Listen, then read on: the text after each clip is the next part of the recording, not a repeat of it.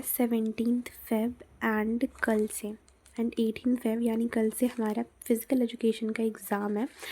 And अभी क्या करना है, हमारे फ़िज़िकल एजुकेशन में टोटल 10 चैप्टर्स हैं, ठीक है।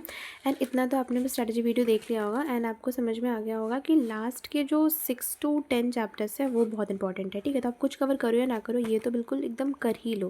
लाइक ये चैप्टर्स बहुत इंपॉर्टेंट है, बिल्कुल ये चैप्टर से ही आपके जो केस बेस्ड क्वेश्चंस आते हैं, ये चैप्टर से आपके जो केस बेस्ड क्वेश्चंस आते हैं वो यहीं से आते हैं। लाइक मेजरली देखा जाए तो 8 चैप्टर्स हैं एंड हाँ, और ज़्यादातर वेटेज जो 10 और 7 और 9 ऐसे मार्क्स के क्वेश्चंस आपके इन चैप्टर से बनते हैं। तो इन चैप्टर्स को आपको सबसे पहले कंप्लीट कर लेना है। नेक्स्ट अगर हम बात करें योगा चैप्टर्स, ये इससे आपको सारे के सारे योगा चैप्टर्स के जितने भी स्टिक डायग्राम्स है वो कवर करके रख लेना है। और जितने भी डिजीज़ेस इसमें बताया गया है, लाइक ओबेसिटी वगैरह और हाइपरटेंशन वगैरह और डायबिटीज़ है और बैक पेन है, ये सारे को आपको कंप्लीट करके रख लेना है। लाइक मतलब सारे डिजीज़ के दो दो जो आसन है वो आपको देख लेना है, ठीक है। और फिर योगा हो गया, और फिर इधर बाकी के जो 1 से 5 चैप्टर है ये तो ईजी है, ये आप आराम से ईज़िली स्कोर कर सकते हो, ठीक है। तो ऐसा कुछ स्ट्रेटजी है और बस एक दिन का टाइम है और आपको क्या करना है, वो पी वाई क्यू से फोकस करना है। लाइक अगर आपने चैप्टर्स पूरा पढ़ लिया है, चैप्टर्स तो बहुत कोई नहीं, बहुत कुछ पे मतलब बहुत टाइम पे ऐसे पढ़ लिया होगा, तो जिसने भी ये सब चैप्टर पढ़ लिया है तो फिर आपको क्या करना है, आप मेरे पास एक वो है, एक पीडीएफ है, ठीक है, जिसमें पूरा 2015 या फिर 2020 से लेकर के 2024 तक का पीवाईक्यूज़ है। तो वो पीवाईक्यूज़ अगर आपको चाहिए तो मेरे को बताना है। ये वाला पीवाईक्यूज़ अगर आप कर लोगे तो मतलब हर बार क्या होता है ना, पीवाईक्यूज़ जो है फिज़िकल एजुकेशन में रिपीट होता है एंड आपको इससे समझ में आ जाएगा कि आपको लिखना कैसे है, ठीक है, लिखने का तरीका क्या होना चाहिए और ये सब चीज़ आपको पता चल जाएगा। तो अभी मैं क्या कर रही थी, यहाँ पे सबसे पहले मेरे को अपने योगा चैप्टर को एकदम बढ़िया से करना था, तो फिर मैंने क्या किया, सॉरी ये तो हाँ, तो यहाँ पे मैं योगा चैप्टर करी थी।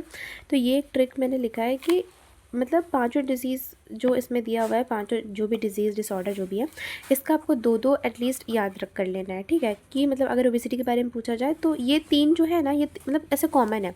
तो अगर आप ये 3 बस पढ़ लोगे तो ये आराम से हो सकता है। बस आप ये 3 पढ़ लोगे तो ओबेसिटी में मतलब आप ये दोनों के बारे में लिख कर जा सकते हो, डायबिटीज़ में ये दोनों के बारे में। और ऐसे मैंने बना लिया है कि ओबेसिटी, जब इंसान ओबेसिटी मतलब ये आप ट्रिक रहने दो, आप वो ट्रिक आप खुद बना लेना।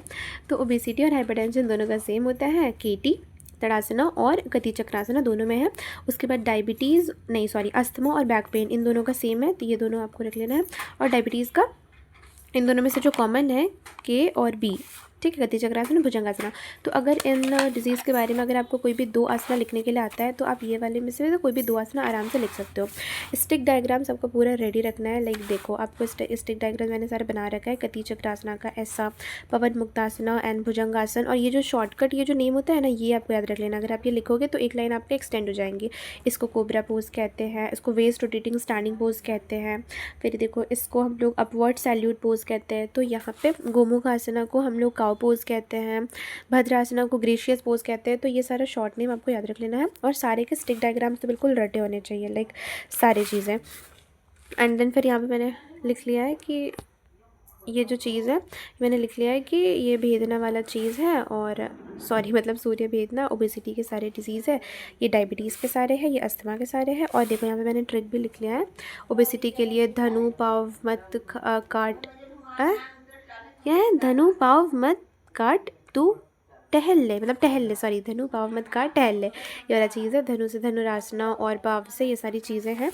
उसके बाद डायबिटीज़ के लिए ये है डायबिटीज़ सबका बाप, ठीक है। तो बी से और ए से और 2 पे बी से, तो आपको 4 आसना मैंने डायबिटीज़ का याद कर लिया है।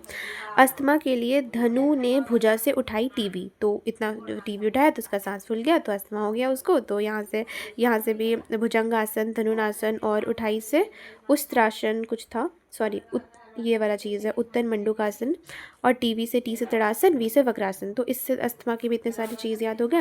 एंड हाइपरटेंशन में बस पे हमने ऊपर टीवी रख दिया तो बस पे जो महिला थी उसका हाइपरटेंशन बढ़ गया। तो बस से बी से आ जाएगा भुजंगासन, एस से आ जाएगा शवासन और टी से आ जाएगा तड़ासन, वी से आ जाएगा वक्रासन। तो हाइपरटेंशन के भी ऐसे 4 याद हो गया।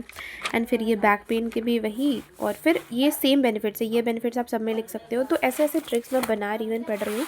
एंड अभी मेरा सारा चैप्टर अच्छे से रिवाइज़ हो चुका है। बस मेरे को मतलब मैंने सारे चैप्टर्स के बिल्कुल बढ़िया से रीडिंग कर लिया है। बस वो जो एक ओलंपिक वाला चीज़ था वो चैप्टर मेरा बचा हुआ है। तो इसमें जो देखो ये एक ओलंपिक वाला चैप्टर था कुछ, ये देखो ये 10 चैप्टर मेरा हो गया, ये 9 हो गया, ये 8 हो गया, ये 7 हो गया, ये 6 हो गया, ये 5 हो गया, ये भी हो गया,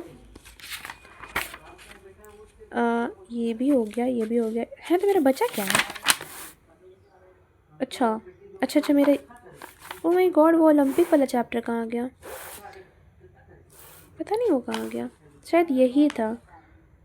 हाँ हाँ हाँ, इसी में ओलंपिक्स वाला चैप्टर। हाँ, तो ये वाला चैप्टर बस मेरा बचा हुआ है। ये करने के बाद ये सारी चीज़ें हो जाएगी। तो बस पीएचडी का मेरा ये चीज़ है। एंड ये सारी तैयारी मैं कर रही हूँ। एंड मैंने भी आपको बता दिया कि आपको ये सारी चीज़ें करने की ज़रूरत है। तो बस